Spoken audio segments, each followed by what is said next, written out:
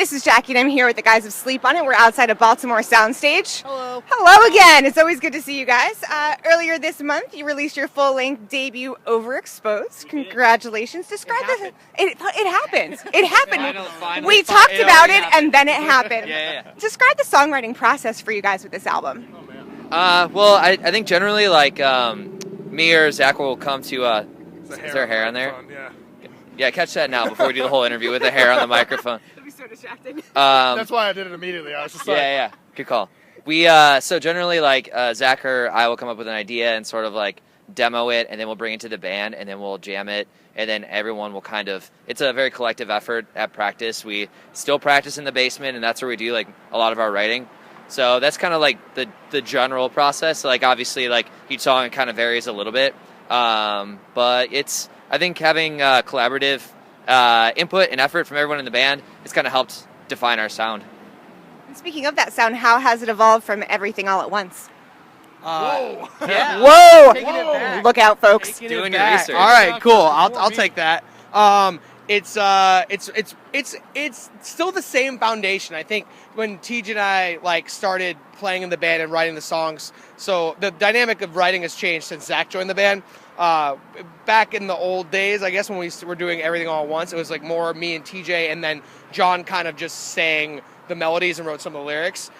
So it's a little bit different, like the dynamic, but I think me and TJ are still sort of going after the same template of bands that we like and albums that we like, especially when we were writing Overexposed. We were really trying to emulate albums like Ocean Avenue and Firmament of Cork Tree, and some of these classic records that had like this big, massive sound with these large choruses. But the difference is we have a budget now, and we can get production that really does the songs justice. I think if we re-recorded some of the songs of Everything All at Once, they would sound pretty sick, but we botched that recording session. We were a young band. We didn't know what we were doing, and we weren't as good, honestly, I think. I mean, you get better with time. You're allowed to. That's okay. That's permitted. But I think it's come a long way, but I think we're still going after this sort of like pinnacle of this pop rock that we're trying to emulate. And It's the same vision, it's just more focused now. Yeah. Awesome. So why were themes like hope and loss and sacrifice important for you guys to explore on this album? I'll talk for once. Yeah. Those three are kind of, it's just something that a lot of us deal with. I mean, we make it's been a long year pun quite a lot. Yeah. But, you know, from when I joined the band to now and through writing that record process, it was a big transitional period for all of us in the band, not just like getting used to each other and kind of the idiosyncrasies, but a lot happened in all of our lives in that time span. And you know, hope was kind of a weird theme. You know, we kind of, everyone kind of deals with loss and hope is a necessary response to loss. Yeah, you know, you need it to get by it. So it was really nothing. We didn't really go in with the vision of anything really. It was kind of just, we're that cliche. You know, like we just kind of wrote about what we were going through, and hope kind of came toward the end of the writing process, which was nice. You know, like we all kind of had that moment where life started looking up, and you know, like the actual song "Hope" and like "What We Stay Alive For" specifically, those two are really kind of more uplifting songs in a way. And yeah, they kind of just came naturally. We were just writing, and it hit in a way, you know. Some of the songs on the record are like almost a direct response to some of the other songs on the record. Definitely. When we were talking about writing the record and the track listing, even there's like an ebb and flow that goes throughout the record, and I think you have songs about loss, and then you have songs about being more hopeful, and it kind of like goes up and down. And that's just how we navigate our own lives, right? It's not that different. Especially specifically, like now that you mentioned it, I kind of like made the connection. Like for me, like hope is almost a direct response to "Let Me Go." Yeah. Like hope was kind of just like the last chapter of that period of my life, like, which is kind of weird to like finally realize where that inspiration came from. You know, like it was the end of like 8 years of my life of like just suffering over something that was worthless. You know, like, and that's kind of why like it's waiting for the day I can finally leave, and like that day finally came. You know, that's why that song kind of happened, which is cool. Like. The album title refers to sort of the external stuff that we all deal with. How do you guys cope, and what music do you turn to cope? Ted? For me, I listen to, like, definitely, like, there's a pop punk influence there, but, like, I really kind of, like, try to expand my horizons a lot when I'm listening to stuff. I think like in terms of like dealing with like loss. I don't know. I listen to like a lot of like Bon Iver and like listen to like a lot of like instrumental and like jazz stuff too. Stuff that's kind of like more out of the box. And I think it's important for me as like a songwriter and musician to kind of like keep that like outside perspective and influence like outside of the genre that we play. Yeah, I mean, for me, is like, as far as coping and with that kind of stuff, I read a lot. I do my best to like write everything down. Like there are days when anxiety will kind of kick in, and the only real way for me to do anything about that is just organize my thought process. So I'll try and like write that down. I go for a lot of walks, as weird as that is. I'll just kind of like leave, and I'll get the text message like half an hour. They're like, "Where the hell are you?" Like, and then as far as what it's typically Jake. As far as like what I listen to, it's just like obviously like for all of us, there's that pop punk bass that we all kind of like lean on. But I'm kind of like Ted. Like I like to go out of my boundaries. Like I really like William Fitzsimmons. We all listen to a lot of Frank Turner. He's a big influence on us. He's a calming artist for us, I think. Yeah. I think if we're really having a bad day, we turn on Frank Turner. It's something about it, just like, I think it's because they read the book, and I need to still read his book, but it's like he's been through everything, and we feel like we like have a saying in the band, like, what would Frank do? And that's like, if we're having a shitty day, we're like, all right, well, how do we get past this? What would Frank Turner do in this situation? So yeah. He's a wise sage. I give you that. Yes. Yesterday, debuted new video, new music video with Derek from State Champs. How did that come together?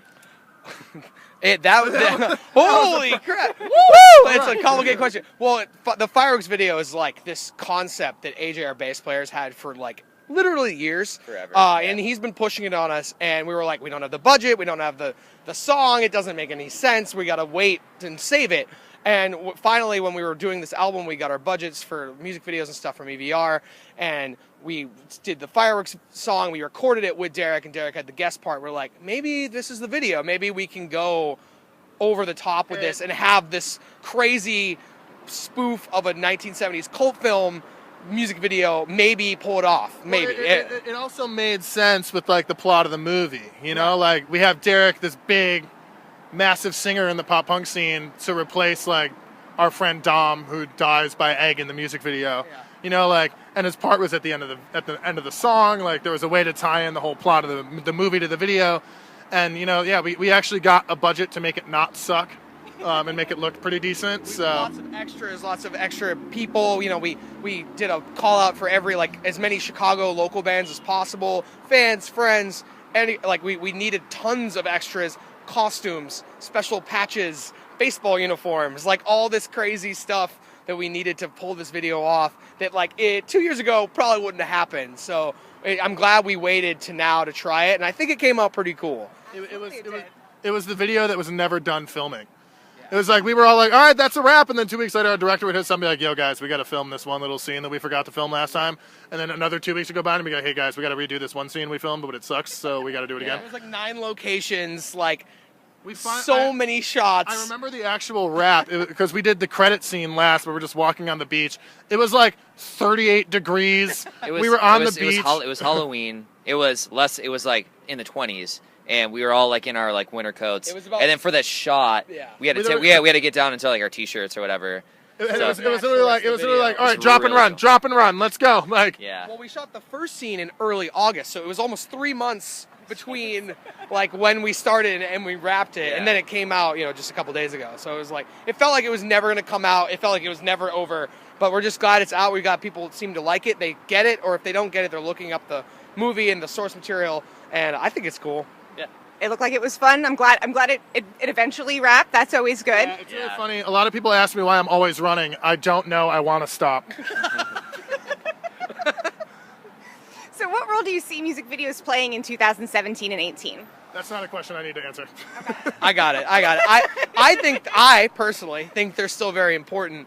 Even though MTV and all all these mediums of how we digest music videos are kind of by the wayside. I think it's still a really powerful tool to expand your fan base and have people sort of like give a song a second chance. I'm seeing people that saw the video yesterday being like, I love your new song. Our album's been out 3.5 weeks, and we released the song a week before the album came out. So people are just hearing Fireworks now, and that's cool. They're doing that because we released a video with it. And people are like seeing the video like over their brothers or sisters' shoulders, being like, hey, that's cool. And that's how you get extra people to check out your band. So I don't think it's like gone, and I don't think it's irrelevant. It just is a different format now. Everything's on YouTube, and it's still a powerful tool. If you have fun with it, if you have a music video that matters. If you kind of be lazy about it and just do a performance shot, people aren't going to care. But if you have fun with it and do something different that'll catch people's attention, I think it's valuable. Yeah, alt Press has you guys at the top of the page, like the blasting emails, like that's you guys. They want to bring attention to it. Yeah, It's great. I think where music videos come into play nowadays, it's less, like promotional material in a way, and it's more to showcase the actual personality of a band. I mean, we're a very, if you haven't found out by now, we're a very colorful band. We have a lot of very bright personalities in this band, and we're all very different too. So we like to take the music videos to kind of display that. Like perfect example, like in the Fireworks video, there's a scene where our old singer is doing like the Warriors Come Out to Play thing, and like and then like it cuts to us, and we're just like, no, we don't want to do that. and it's just like little stuff like that where it's just like we just like to have fun, and like that's why I think that's why a lot of people love the See You Around video so much, because like we were all just being dumb, we were being ourselves, we were having fun. But at the same time, there's a place for serious videos, like the Window video, that actually displays like the theme of loss and coping with that. And but as far as for the future of this band, our music videos can go anywhere. Like we're excited to try new things. Yeah, we're a mixed bag. You never really know what you're gonna get with Sleep on It. So in any way, That's a very fair statement. The last time we spoke was at Riot Fest. Very different. It was actually warm, and we could feel our fingers. Yeah. Big festival. Here we're doing a club tour. Which do you guys prefer and why? They're just, I think we like both for different reasons. This is actually not that bad. We're from Chicago, and it gets way colder than this. It's actually pretty nice today. temperate. They both have their places, like things like Riot Fest and like Warp Tours and Lollapaloozas and all that. Like it's just different formats for the same thing. Like things like Warp Tour are really cool because you get to play for people that might not come to a club tour. Like they don't like the whole package or whatever. So you get to play for fans that wouldn't normally come see you. But in club tours like this, it's like not that the fans that wouldn't come to or who would only see you at a Warp Tour aren't real fans, but it's just like you really get that up close and intimate experience with your fans. So we really enjoy both. I think personally for me, I like club shows a little more. Club shows it's also easier to control your sound. Like playing outside, it's often hard to get like a good sound. There's just there's more elements at play. Really? Yeah. So playing inside, it's a little bit easier to kind of dial in sound and all that. I almost died at Riot Fest, so that was fun. Yeah. It was hot. It was hot. I was going to say it was definitely the opposite of what we're dealing with today. So 2018 is already, finally, I'm not quite sure which word I'd use, but almost upon us. Yeah. What are sort of your goals for next year? Oh man. To keep touring. Keep touring a lot. We want to get the record out to as many ears as possible. We worked really hard on Overexposed, and I want more people to hear it. I think it's just the tip of the iceberg. It's only been out 3.5 weeks. Yeah. There's a lot of people that can still hear it. I want to show it to them. We'd like to go overseas too. For sure, UK and Europe and hopefully like Australia and Asia and all that. We would really like to get everywhere. And stuff like that. Yeah, I mean we want to just see the world. I mean we've all had this dream since we were a kid to play music to as many people and in as many places as possible.